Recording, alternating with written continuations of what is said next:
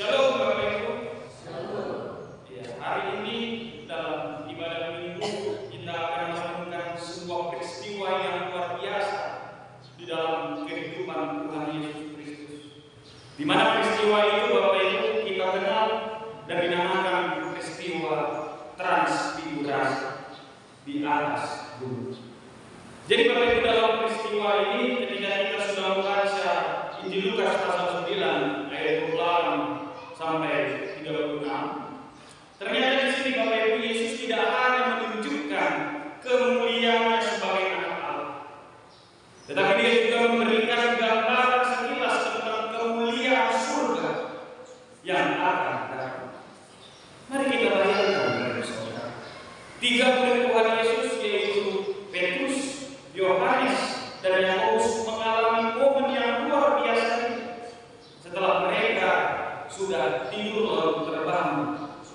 Jadi mereka melihat Yesus yang berubah-ubah, wajahnya bersinar dan pakaiannya berkilau. Dan mereka juga melihat Nabi Elia dan Nabi Musa berbicara dengan Yesus tentang penderitaannya yang akan datang di Yerusalem.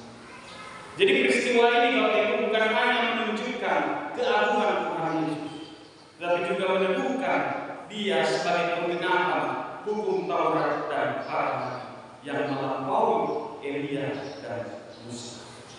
Tetapi Bapak Ibu Saudara, dalam kemuliaan itu ada suara Allah Bapa yang berkata, "Inilah anakku yang kukasihi, dengarkanlah dia." Jadi Bapak Ibu Saudara, peristiwa transfigurasi ini akan kita bahas lebih mendalam lewat Lukas 9 ayat 28 sampai yang 30. Pertama saya mau mengajak Bapak Ibu kita melihat ke dalam ayat yang 28. Jadi di minggu lalu kita melihat pengajaran Yesus, di mana Yesus mengajar kepada murid-muridnya dan kepada orang banyak tentang kasih yang tidak biasa, yaitu kasih ilahi, kasih yang tidak membalas kejahatan dengan kejahatan, tapi membalas kejahatan dengan kebaikan. Dan setelah 8 hari peristiwa itu berlalu, Bapak Ibu Saudara, Yesus mengajak 3 muridnya, yaitu Petrus, Yakobus, dan Yohanes untuk naik ke atas gunung. Kita perhatikan kalimat Bapak Ibu Saudara, Yesus mengajak murid-muridnya naik ke atas gunung. Kenapa Yesus mengajak murid-muridnya ke atas gunung? Kenapa Yesus tidak mengajak mereka ke danau saja? Atau kenapa Yesus tidak mengajak mereka untuk jalan-jalan? Kenapa harus ke atas gunung Bapak Ibu Saudara? Yesus mengajak 3 muridnya ini tadi. Ternyata Bapak Ibu Saudara, kalau kita perhatikan di dalam Alkitab, gunung itu menjadi tempat perjumpaan ilahi antara manusia dengan Tuhan, antara abdi Allah dengan Tuhan. Jadi sebuah peristiwa itu terjadi di atas gunung. Contohnya ketika kita melihat Musa, ketika Musa berhadapan dengan Allah, dia berada di atas gunung Sinai. Lalu ketika Nabi Elia berjumpa dengan Allah, dia juga berada di atas gunung, namanya Gunung Horeb. Jadi Bapak Ibu Saudara, Yesus mengajak muridnya ke atas gunung itu merupakan simbol perjumpaan dengan Allah. Lalu mengapa Yesus mengajak mereka berangkat ke atas gunung? Ternyata di sini Bapak Ibu Saudara, Yesus membawa ketiga muridnya ini untuk berdoa.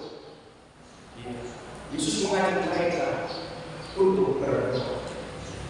Ingatkan kepada kita Bapak Ibu Saudara, doa bukan sekedar aktivitas rutin. Tapi saya katakan bahwa doa adalah momen persekutuan dengan Allah yang dapat mengubah hidup kita. Jadi lewat ayat 28 ini Bapak Ibu Saudara, kita mau diingatkan oleh firman Tuhan bahwa kita sering sekali mungkin disibukkan dengan rutinitas harian, baik itu pekerjaan, baik itu keluarga, media sosial, dan berbagai aktivitas lainnya. Terkadang kita lupa sebagai manusia, sebagai pengikut Tuhan, untuk meluangkan waktu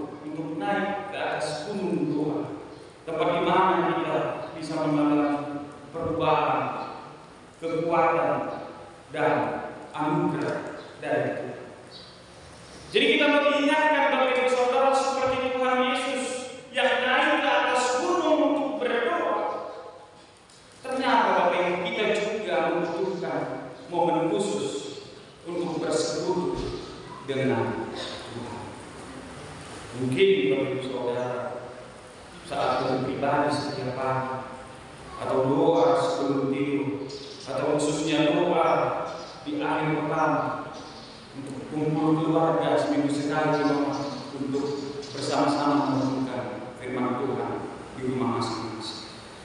Itu yang mau diingatkan lewat ayat yang kedua.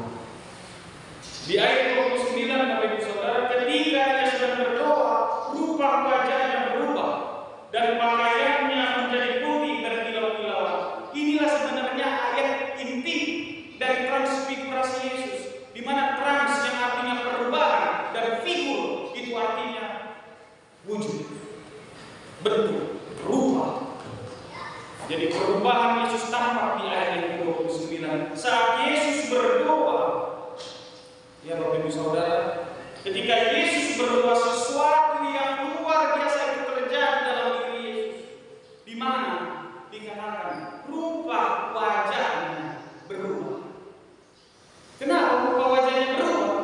Karena ini menunjukkan Bapak Ibu Saudara perubahan, di mana Yesus sebagai manusia ketika dia berdoa di atas gunung itu, dia mengalami perubahan dan tubuh dan wajahnya menjadi tubuh kemuliaan surga. Dan katakan di ayat 29 juga, pakaiannya menjadi putih berkilau-kilau. Kalau kita perhatikan Bapak Ibu Saudara dalam Alkitab, warna putih itu melambangkan kemurnian, dan warna putih juga itu melambangkan kemuliaan Allah. Saya mau ajak kita untuk merenungkan kitab Daniel pasal 7 ayat 9 yang berkata, sementara aku terus melihat tahta diletakkan, lalu duduklah yang lain usianya, pakaiannya putih seperti salju dan rambutnya bersih seperti bulu domba, kursinya dari nyala api dengan roda-rodanya dari api yang berkobar. Jadi ini menunjukkan Bapak Ibu Saudara bahwa warna putih dalam Alkitab ini menunjukkan kemuliaan. Lalu dalam surat Al-Wahyu pasal 1 ayat 14 berkata, kepalanya dan rambutnya putih bagaikan bulu yang putih petak dan matanya bagaikan nyala. Ini menunjukkan kemuliaan Allah. Jadi Bapak Ibu Saudara, peristiwa transfigurasi atau perubahan yang Yesus alami ini mau menegaskan kepada kita bahwa Yesus bukan hanya manusia biasa, Bapak Ibu Saudara, tetapi ini menunjukkan bahwa Yesus juga adalah anak Allah yang penuh dengan kemuliaan. Yesus adalah anak Allah yang penuh dengan kemuliaan. Nah, jadi ayat 29 ini mengajarkan kepada kita bahwa doa bukan hanya sekadar rutinitas, tetapi lewat firman Tuhan yang mengingatkan kepada kita bahwa doa adalah sesuatu yang dapat mengubah hati dan hidup kita. Itulah transfigurasi. Jadi lewat kita berdoa, lewat berfoto, lewat kita bertanian, lewat kita bertonggo, itu dapat mengubah hati dan pikiran kita, Bapak Ibu Saudara. Ketika kita sering berdoa, apa yang berubah? Yang berubah adalah perkataan kita, yang berubah adalah perbuatan kita, yang berubah adalah sikap kita yang akan memancarkan kemuliaan Tuhan lewat hidup. Jadi mari kita bayangkan Bapak Ibu Saudara, ketika ada seorang karyawan, dia seorang karyawan yang selalu sebelum dia berangkat kerja, dia selalu berdoa sama Tuhan. Mungkin dalam pekerjaannya dia menghadapi tantangan, tetapi Bapak Ibu Saudara, dengan doa dia mendapatkan hikmat dan kesabaran. Dia mendapatkan hikmat dan kesabaran untuk menjalani pekerjaan. Dan orang-orang yang di sekitarnya pun merasakan damai dan kasih Kristus dalam diri. Jadi firman Tuhan ini mau diingatkan kepada kita, Bapak Ibu, sebelum kita bekerja, sebelum kita yang anak-anak muda sekolah, sebelum memulai usaha, doakan dulu Bapak Ibu Saudara. Iya. Ketika kita membawa itu dalam doa, itu akan membawa kita perkataan, perbuatan, sikap yang memancarkan kemuliaan Tuhan. Bukan hanya minta rezeki, tapi minta hikmat dari Tuhan supaya kita dituntunnya dalam menjalani pekerjaan dan usaha kita.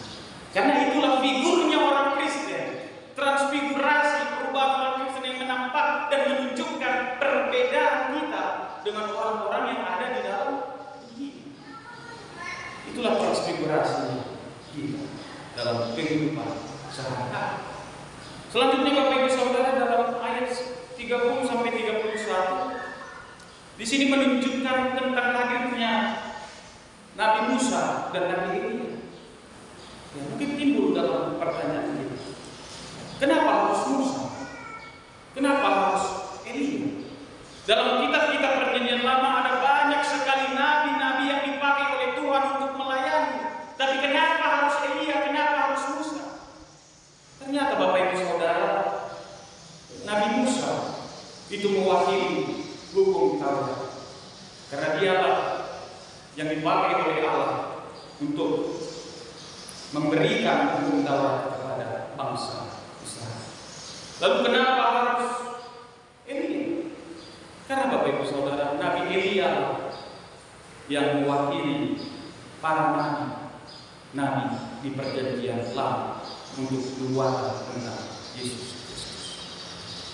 Jadi tentang hadirnya Nabi Musa dan juga Nabi Elia, ini mau menegaskan Bapak Ibu Saudara bahwa Tuhan Yesus Kristus itu adalah penggenapan hukum Taurat dan nubuat para nabi. Jadi ketika mereka berjumpa apa yang dibicarakan oleh Tuhan Yesus, Nabi Elia, Nabi Musa dalam pertemuan di atas gunung transfigurasi itu, yang mereka bicarakan Bapak Ibu Saudara tentang kepergian Tuhan Yesus. Ini mengacu kepada penyaliban, kebangkitan, dan kenaikan Tuhan Yesus Kristus. Makanya pada hari ini Bapak Ibu Saudara, Minggu Transfigurasi menjadi minggu akhir sebelum kita memasuki masa Prapaskah yang diawali dengan ibadah Rabu Abu. Setelah ibadah Rabu Abu di minggu tanggal 9 kita memasuki namanya Minggu Prapaskah yang pertama. Jadi dari ayat ini Bapak Ibu Saudara, ada pesan yang mau disampaikan kepada kita, di mana di gunung Transfigurasi Yesus menunjukkan kemuliaannya, tetapi perjalanan Tuhan Yesus tidak hanya berhenti di atas gunung Transfigurasi. Dia harus turun gunung, Bapak Ibu Saudara. Dia harus turun gunung untuk menuju salib. Untuk apa Yesus melakukan itu? Untuk menanggung penderitaan demi keselamatan saya dan Bapak Ibu Saudara. Jadi, sebagai pengikut Tuhan Yesus Kristus, sebagai orang yang beriman kepada Dia, kita pun juga dipanggil oleh Tuhan Yesus sebagai saudara. Kita dipanggil untuk menikmati kemuliaan Tuhan. Tetapi Bapak Ibu, bukan hanya menikmati kemuliaan Tuhan, tapi kita juga dipanggil untuk siap menghadapi tantangan dan penderitaan untuk menjalani kehendak. Kalau istilah kita dengar dalam bahasa sehari-hari, Bapak Ibu, salib yang kita pikul sendiri-sendiri, itulah yang menjadi perjuangan kita untuk menyatakan kemuliaan Allah dalam hidup.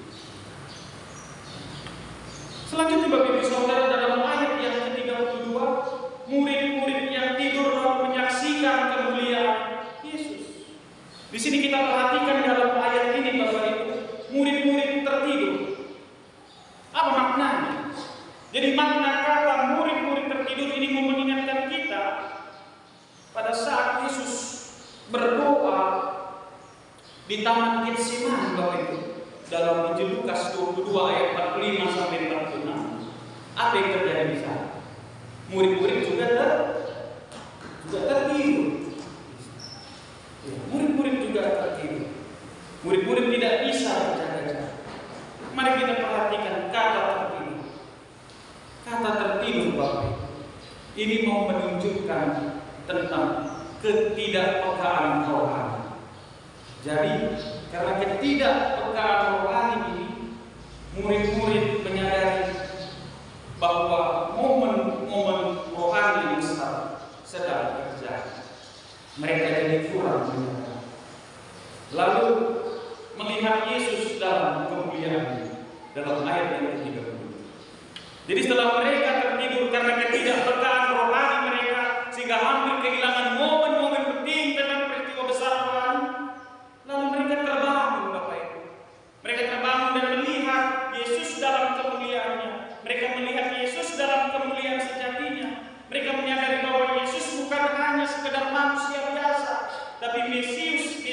Yesus adalah Mesias yang menderita, yang juga adalah Raja kemuliaan, Raja di atas segala raja.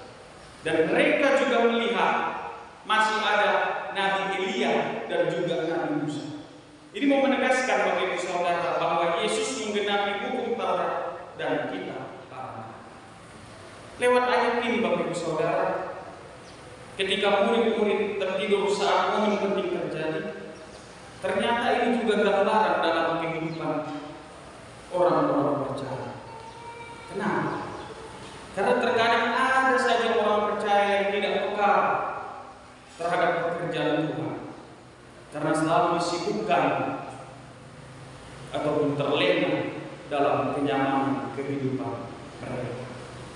Contohnya Bapak Ibu Saudara, ada seorang yang begitu sibuk sekali dengan usahanya, sibuk sekali dengan pekerjaannya, hingga dia tidak ada lagi waktu untuk berdoa ataupun membaca Alkitab. Atau ada seseorang yang lebih banyak mencari hiburan dunia dibandingkan mencari Tuhan. Ada saja orang-orang seperti itu.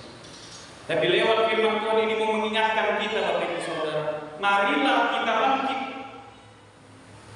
dan membuka mata rohani kita agar kita dapat melihat kemuliaan Tuhan dalam hidup kita sehari.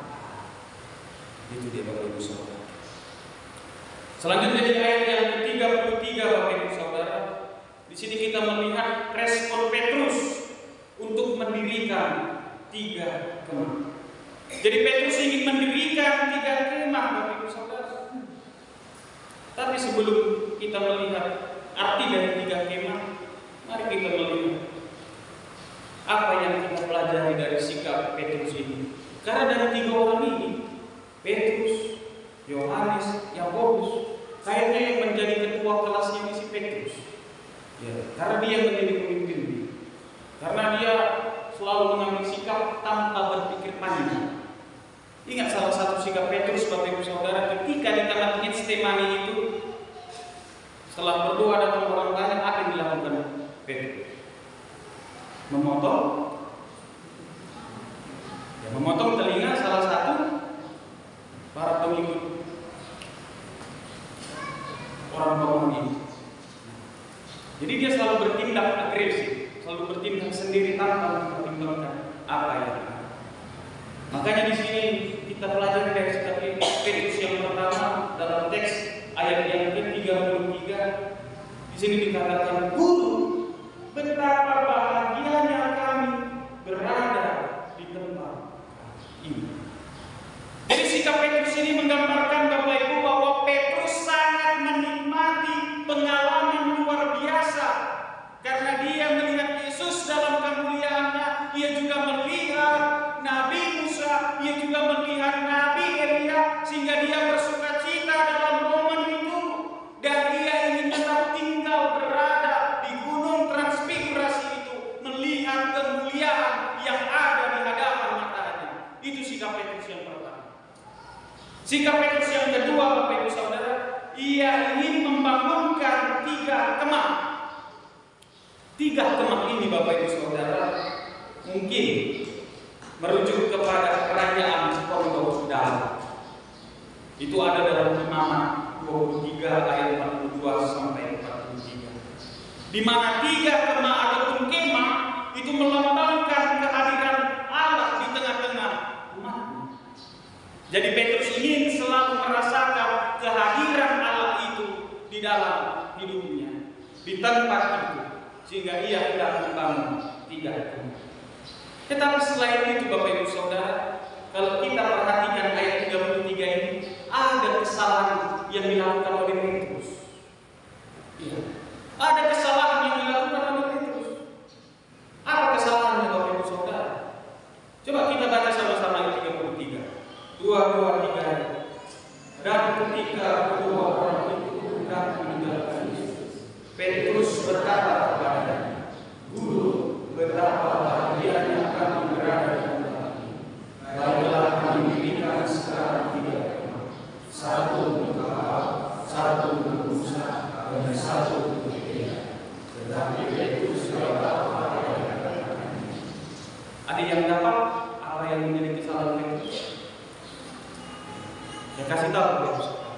Kesalahan Petrus di sini adalah ketika ia menyamakan Tuhan Yesus dengan Nabi Elia dan Nabi Musa. Karena dikatakan di sini, baiklah kami dirikan sekarang 3 kemah, 1 untuk engkau merujuk kepada Tuhan Yesus, 1 untuk Musa, 1 untuk Elia.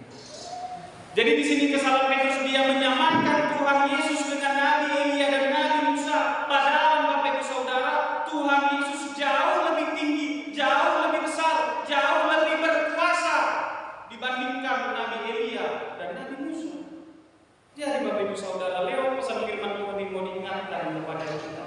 Ketika Petrus ingin tetap di gunung, tetapi Tuhan Yesus harus turun gunung melanjutkan misinya. Terkadang Bapak Ibu Saudara, kita juga selalu ingin hidup tetap berada dalam kenyamanan rohani, mengikuti ibadah, mendengarkan dan menikmati firman Tuhan. Tetapi terkadang ada saja orang Kristen yang tidak mau melayani atau berbagi kasih kepada sesama.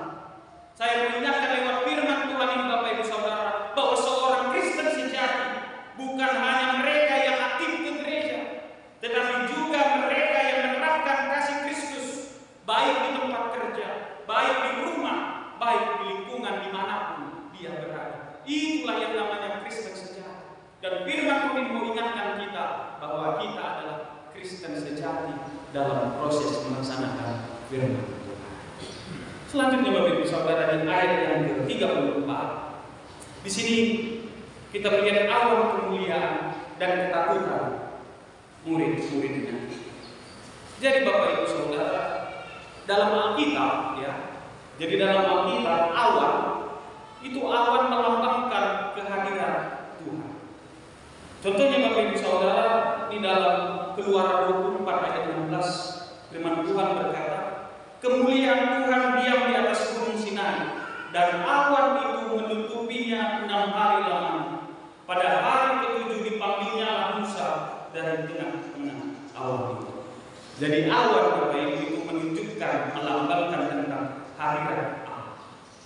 Nah, jadi kenapa murid-murid takut pada saat itu? Karena Bapak Ibu Saudara, murid-murid menyadari bahwa mereka sedang berada di hadirat Tuhan yang kudus. Nah, jadi hadirat Tuhan itu Bapak Ibu Saudara bukan hanya membawa kemuliaan, tapi hadirat Tuhan juga rasa hormat dan takut akan Tuhan. Di mana kita boleh merasakan hadirat Tuhan itu Bapak Ibu Saudara? Hadirat Tuhan itu selalu sebenarnya kita rasakan. Baik ketika kita berdoa, baik Bapak Ibu berada di rumah, baik Bapak Ibu berada di tempat kerja, baik Bapak Ibu dimanapun berada, hadirat Tuhan itu berada di tengah-tengah Bapak Ibu. Dan dimanapun kita berada, Allah selalu melintasi.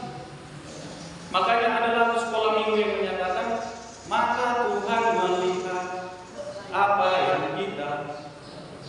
Tuhan hadir di mana-mana melihat apapun yang kita lakukan.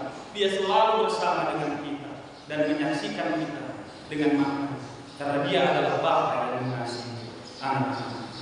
Makanya Bapak Ibu Saudara, Dia selalu melihat bahwa terkadang manusia ini sering sekali hanya mencari Tuhan saat ketika menghadapi problem, mencari Tuhan ketika saat menghadapi masalah dalam kehidupannya, mencari Tuhan saat ia merasakan sakit dalam tubuhnya, barulah dicari Tuhan itu.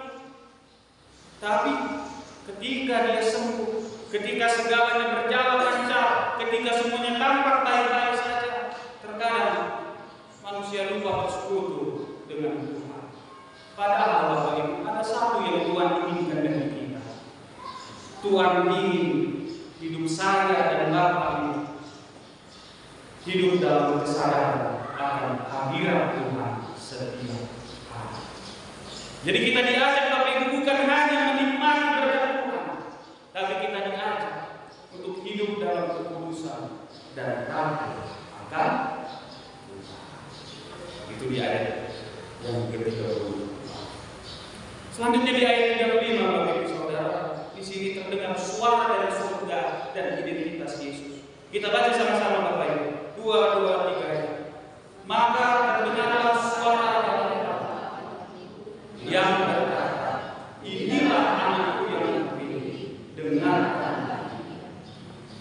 Jadi dalam ayat yang ke-35 ini Bapak Ibu Saudara, ini sebenarnya adalah bagian di mana Allah Bapa meneguhkan identitas Yesus sebagai anak. Makanya dikatakan ada kalimat, inilah anakku yang kupilih. Ini mau menunjukkan Bapak Ibu Saudara bahwa Tuhan Yesus bukan hanya sekadar nama. Tuhan Yesus bukan hanya sekadar rabi atau guru, tetapi Tuhan Yesus adalah anak Allah yang sejati. Yang kedua Bapak Ibu Saudara, ada kalimat dengarkanlah dia. Di sini Allah mau menegaskan otoritas Yesus bahwa dialah yang memiliki otoritas atas hukum Taurat dan dia memiliki otoritas atas para nubuatan-nubuatan para nabi sebelumnya. Yesus lebih berkuasa dari para nabi yang terdahulu. Inilah yang dikatakan makna lewat ayat yang ke-35 ini Bapak Ibu Saudara. Jadi Bapak Ibu, terkadang di zaman sekarang ini banyak sekali suara yang bersaing untuk mendapatkan perhatian kita selain mendengarkan suara Tuhan. Contohnya di media sosial Bapak Ibu, saya lihat banyak sekali, lebih lagi di kalangan anak-anak muda, ya kan, memandang standar hubungan itu lewat TikTok katanya.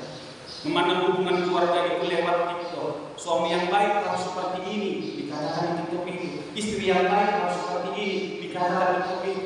Anak yang baik harus seperti ini, dikatakan oleh TikTok itu. Itu kan omongan manusia, Bapak Saudara. Tapi terkadang hidup kita di zaman modern ini lebih mendengarkan perkataan suara-suara dari media sosial seperti ini. Bahkan juga kita dipengaruhi oleh opini-opini publik, budaya modern, bahkan tradisi yang bertentangan dengan firman Tuhan.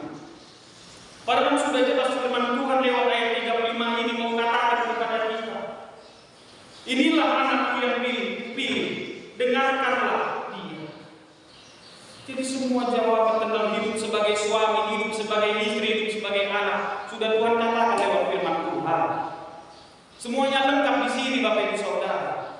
Asalkan kita mau menekuni, membaca dan meneliti.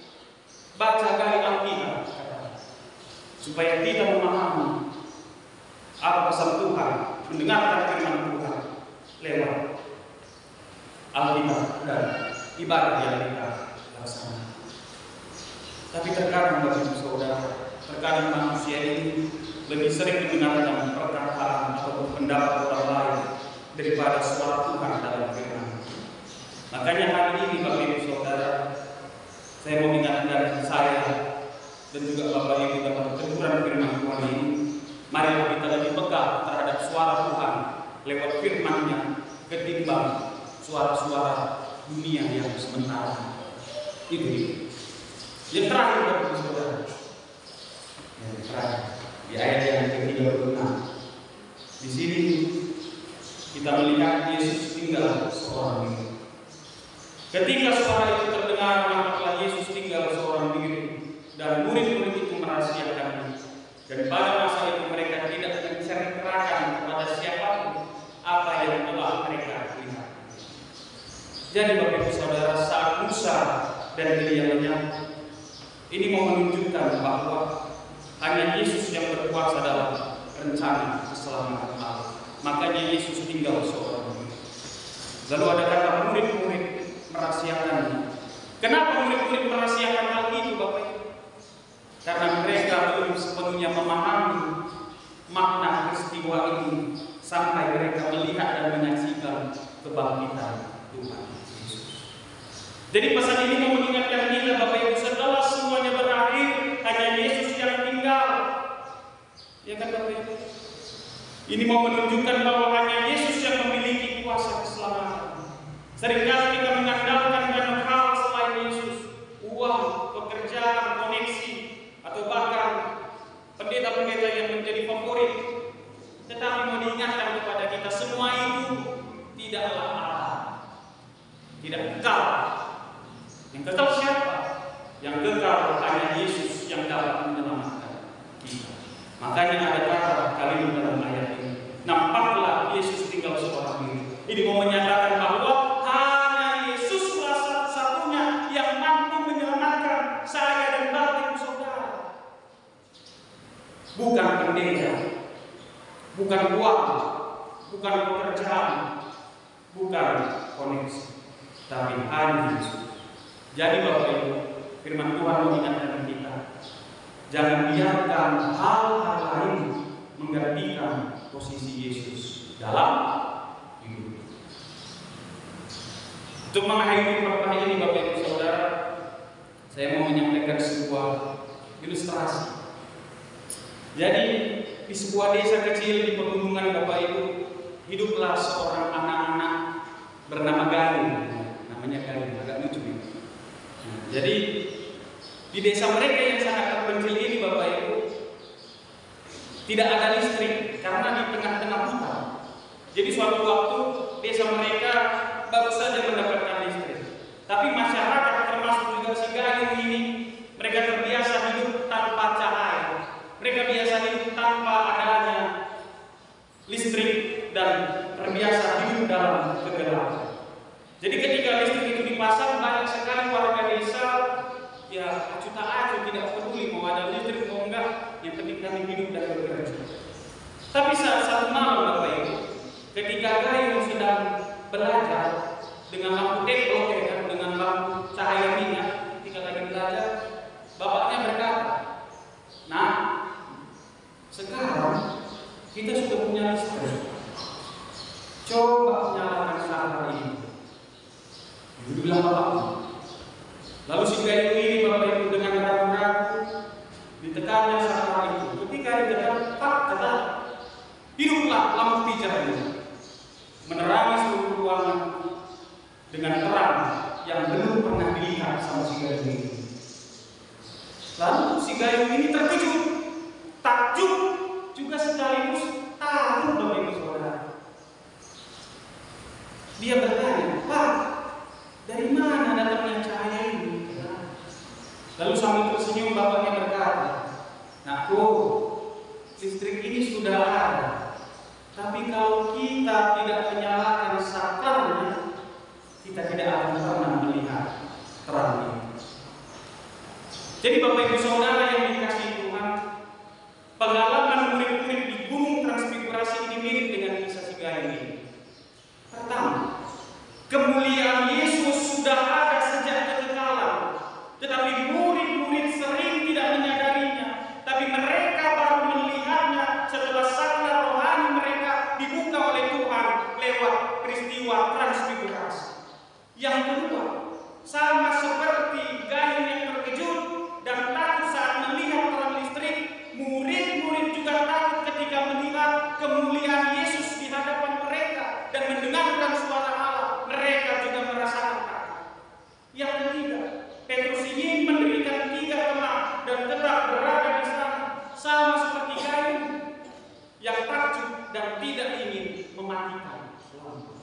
Lalu apa pesannya bagi kita, Bapak Ibu Saudara? Pesan bagi kita adalah kemuliaan Tuhan Yesus sudah ada di tengah kita. Tapi Bapak Ibu Saudara, apakah kita mau membuka mata rohani kita untuk melihatnya? Jadi mau diingatkan kepada kita, jangan sampai kita tertidur secara rohani seperti murid-murid yang awalnya tertidur dan